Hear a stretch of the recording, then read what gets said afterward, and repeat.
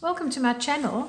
My name is Colleen and today I'm going to show you how to work with inks and absorbent materials to create patterned background card.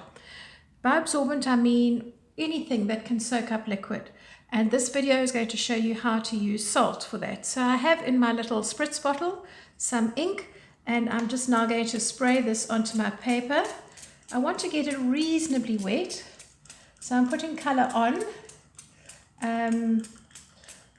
I want some thick areas and some thin areas. I'm not going to cover the whole paper solidly with ink because I just find that that becomes very intense. I want something a bit more interesting. So apart from the texture of the salt, I want to actually have some of this ink.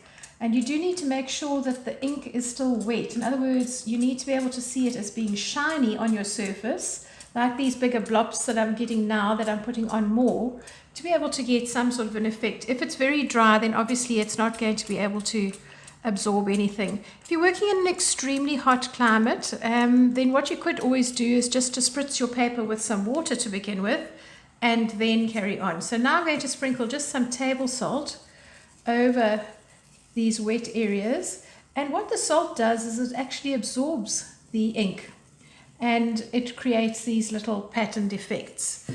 So that is one where I've done simple basic spritzing on, and I'm going to have tiny little mottles as well as bigger ones. Now I'm going to do something slightly different, and I'm going to take a nice big fat brush here, and I'm going to dip this into some water, and I'm going to coat this piece of card with water. You can see already that the card becomes slightly transparent as it gets wet.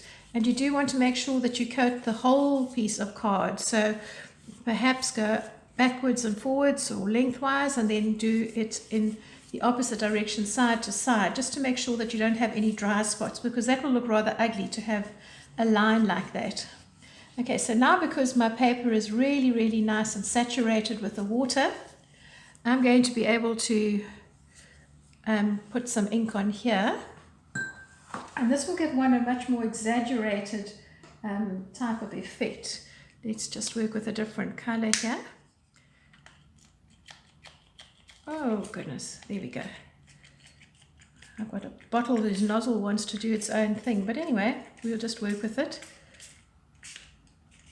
So again, I'm going to get some lighter spots and I'm going to get some darker spots. But I want to do the two of these side by side so that you can see the contrast in the actual patterns that the salt makes, whether you're working on either a very wet or a very dry bit. So I'm sprinkling this on. Immediately you can see that the salt is absorbing the color and actually becoming green.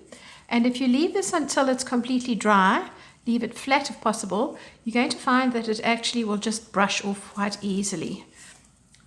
So wherever the salt is, it's going to leave little patterns or textures in the card. Very nice sort of soft background.